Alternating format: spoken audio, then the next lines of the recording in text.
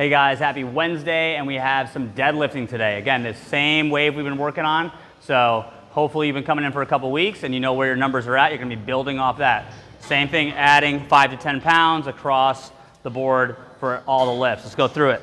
Feet starting under the hips. Okay, this is our traditional deadlift stance. Hands are gonna reach outside. All right, if it's heavy, you're gonna switch one hand over. Okay, and then flat in the back, tension in the hamstrings. We always give the cue of think your shins should be about vertical and the bar should be very, very close to touching the shins. All right, once you get that nice setup, neutral spine, squeeze that bar up to the top. At the top, you're squeezing your butt. And on the way down, don't forget the negative. Control the way down. Okay, you can touch and go off the floor. That's gonna be a little bit easier to touch and go. Okay, the harder version would be to get to the ground, stop, reset, and do the reps one at a time like that, okay? So again, the back position here is priority.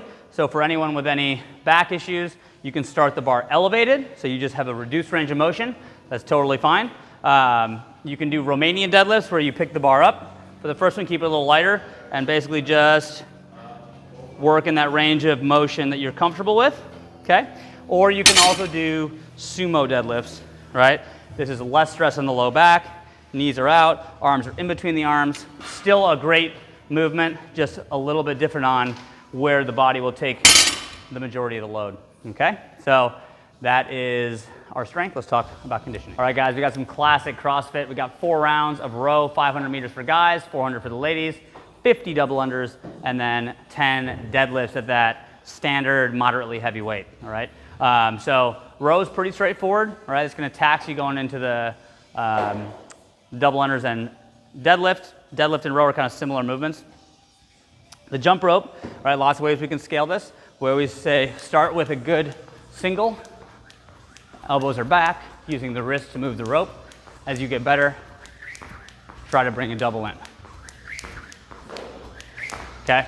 And so when we do this, the main thing we talk about is that nice vertical torso. We don't want to drop the chest. So as you start trying and attempting double unders, we prefer that you tuck the feet a little bit. It's not as efficient, but it's better than doing a rep where you drop your chest. Okay? So something to work on. You can change the number of reps if you want, or just work on these for about a minute per round, something like that. Because the more you practice these, the better you're gonna get, all right? So from there, you're gonna go to the deadlift, which we've already done in the warm-up, or in the strength, so you should be warmed up for it. All the same standards as far as the back. You can do sumo stance, you can do a little reduced range of motion if you want, keep it light if you need. That is our conditioning for today. Have fun with it. We do have a finisher as well. All right, so our finisher, 2 movements for quality, 3 rounds through, is gonna be a 30-second L hang. So that is hanging on the bar, holding for 30 seconds, okay? That's hard. It's hard on not just the core, but on the shoulders as well. So a way to make this easier will be to shorten the lever, so shorten our legs. So if you go just one leg out, okay, that's gonna be a little easier. This will be even easier, okay? So you got 30 seconds to hang, break it up if you need, or just do 20 seconds, something like that.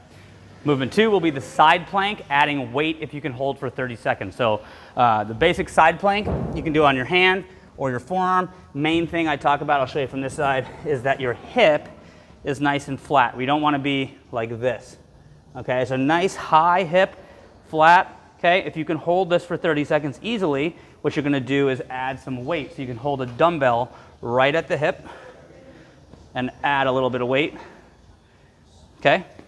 If you struggle to hold for 30 seconds, what you can do is, one scale is just to split your feet, so spread the base a little wider, or you can drop the bottom knee to the ground if you need as well, all right? So 3 rounds to that, guys. That's it for today. See you tomorrow.